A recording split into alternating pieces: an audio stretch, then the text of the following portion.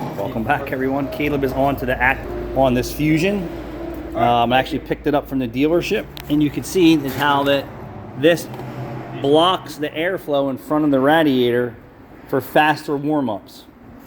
Remember the guy was arguing with me about letting your car, just hop in your car when it's freezing cold out and turn the heat on. It's only cooling off cold fluid in your heater core. You don't have any heat yet. Right. You don't have no thermal change. So what the newer manufacturers are doing are putting shutter guards on this, and they can really control the coolant temperatures.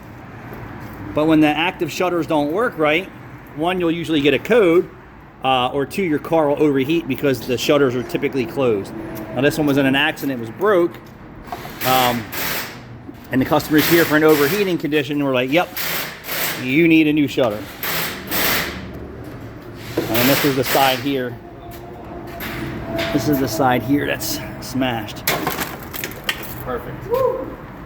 Yeah, so this one was connected to the motor. This was opening and closing, but it wasn't connected to any of the rest of them. This bar goes right here, but it must not have been connected at all because this single blade controls so one motor controls the whole shutter. Now on a BMW, it had two separate motors for the grill, one for the lower, one for the upper.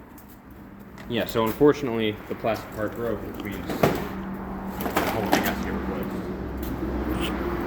replaced. Shit's getting a whole lot expensive for people. And hold on, and you want to buy even newer technology than this? Yeah, what is this? 18, 16? This isn't even that new of a car. Oh, this is a 13. 2013. Yeah. With active grill shutters. And I mean, it's only getting worse. It's only getting worse. And at Ford specifically. Yeah. You notice there's another car on that second bay already. I already fixed another car. I just didn't document it. Easy jobs, no wonder. Easy. Did we get an assembly with the motor? Yeah. Okay. So this is right from Ford with it's basically a blend door actuator motor, basically. Yeah, so this piece broke off of the lower, which is why it was. And then you got to put that bracket back on then. Yeah, well, so the whole bracket has to go back on, but I'm saying... That's crazy that doesn't come with the joining bracket. This piece, I thought it would too. Yeah, that was almost $500 for that piece. I'm not surprised. $500 from Ford for that piece. That's our price too, that's not even theirs. Right. Yeah. Well, I had to do one of these on a Mustang while I was You see why I say don't buy a new car unless you can afford it?